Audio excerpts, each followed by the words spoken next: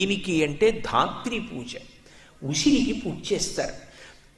ఉసిరికి చేసేటటువంటి పూజ కూడా సామాన్యంగా ఉండదు. కార్తీక మాసంలో ఉసిరి చెట్టుకు చేయవలసినటువంటి పూజ యొక్క కల్పాన్ని ప్రత్యేకంగా ధర్మసింధు లాంటి గ్రంథాలు మనకి తెలియచేసాయి.